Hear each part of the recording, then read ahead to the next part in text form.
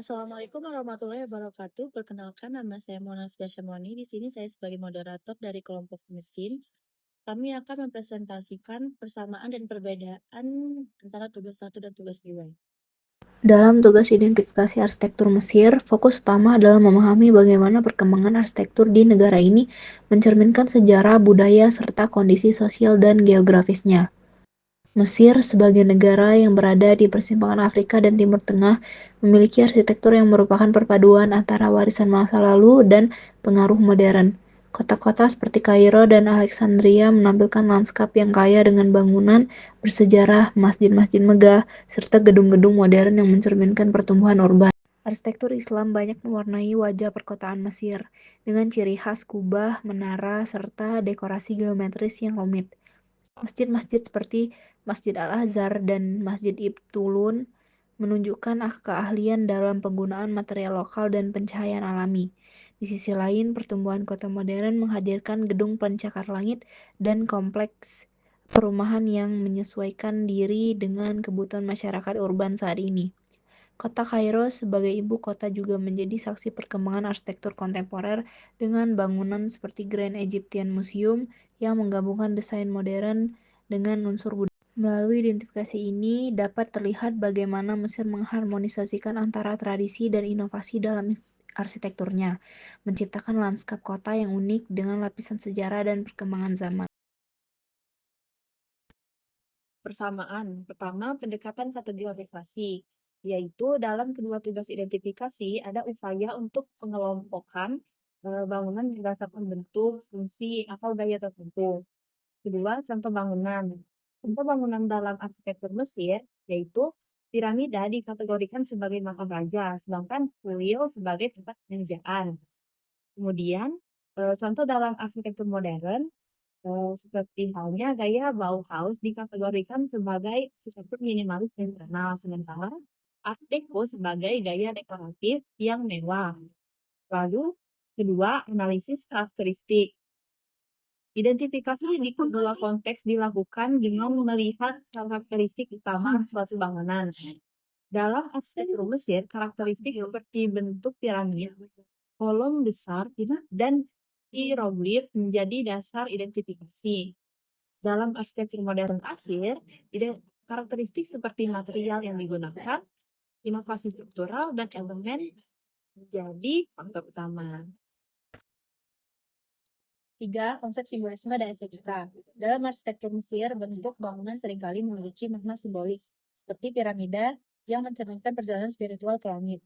Dalam arsitektur modern akhir, simbolisme juga muncul seperti dalam arsitektur dekonstruktivism yang menantang tatanan konvensional sebagai bentuk ekspresi filosofis. Selanjutnya saya akan menjelaskan tentang perbedaannya.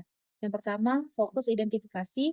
Dalam arsitektur Mesir kuno, diidentifikasikan berfokus pada bentuk geometris dan fungsinya, seperti piramida sebagai makam dan kuil sebagai tempat ibadah. Dalam arsitektur modern akhir, identifikasi lebih kompleks karena mempertimbangkan gerakan arsitektur, inovasi teknologi, dan pengaruh budaya. Kedua, pendekatan dalam identifikasi. Mesir kuno menggunakan pendekatan statik karena desainnya tetap dan tidak mengalami perubahan besar selama ribuan tahun. Modern akhir lebih dinamis, dengan banyak gaya yang berkembang dari waktu ke waktu seperti transisi dari Art Nouveau ke Art Deco, lalu ke modernisme dan postmodernisme. Ketiga, tujuan identifikasi. Identifikasi Mesir kuno bertujuan untuk memahami makna simbiolis dan fungsional. Misalnya, piramida mencerminkan keabadian dan status raja sebagai dewa. Identifikasi modern akhir bertujuan untuk mengelompokkan tren dan memahami perkembangan desain. Misalnya, gaya internasional style mencerminkan prinsip minimalisme dan fungsionalitas. Keempat, struktur dan teknologi konstruksi. Bangunan Mesir kuno menggunakan batu besar yang disusun tanpa semen modern. Sementara arsitektur modern akhir memanfaatkan baja, beton bertulang, dan kaca. Contoh piramida Giza dibangun dengan balok batu besar. Dibandingkan dengan Museum Guggenheim di bawah, menggunakan struktur titanium dan desain parametrik.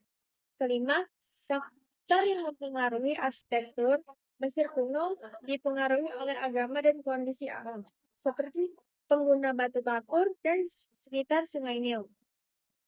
Modern akhir dipengaruhi oleh perkembangan teknologi, budaya, dan revolusi industri seperti penggunaan kaca dalam gaya Bauhaus sebagai simbol keterbukaan dan modernitas. Kaitan antara fungsi dan bentuk dalam identifikasi arsitektur pada periode Mesir kuno dan periode modern akhir 1950 sampai 1970 terletak pada pendekatan desain yang menyesuaikan bentuk dengan kebutuhan fungsional.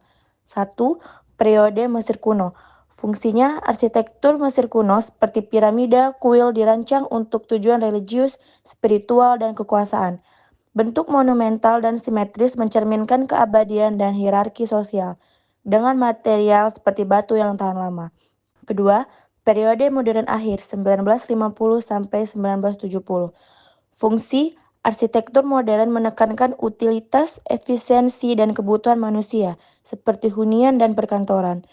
Bentuknya mengikuti fungsi prinsip form follows function dengan desain minimalis, penggunaan bahan modern beton kaca, dan penekanan pada rasionalitas.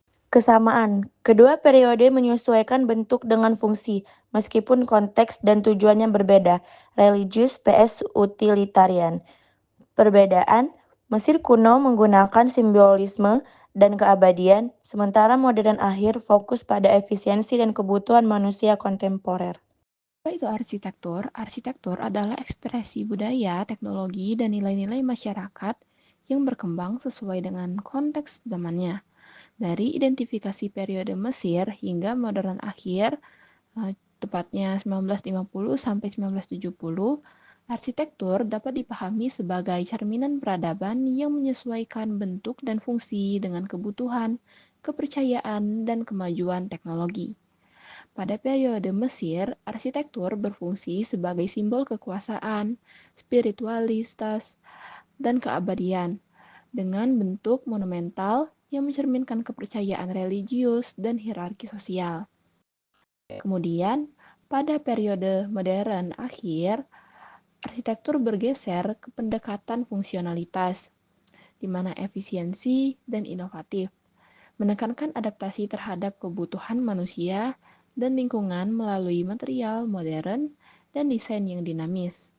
Secara keseluruhan, arsitektur adalah medium yang menghubungkan manusia dengan ruang dan waktu, mengekspresikan identitas budaya, teknologi, dan nilai-nilai masyarakat pada setiap era. Kesimpulan, tugas identifikasi dalam arsitektur Mesir kuno lebih bersifat statis dengan bentuk dan fungsi yang tetap selama ribuan tahun.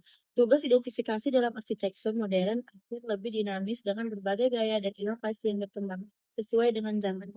Keduanya memiliki kesamaan dalam kategorisasi, analisis karakteristik, dan simbolisme, tetapi berbeda dalam teknologi, tujuan, dan faktor yang mempengaruhi arsitekturnya. Sekian presentasi dari kami. Kami mengucapkan terima kasih. Assalamualaikum warahmatullahi wabarakatuh.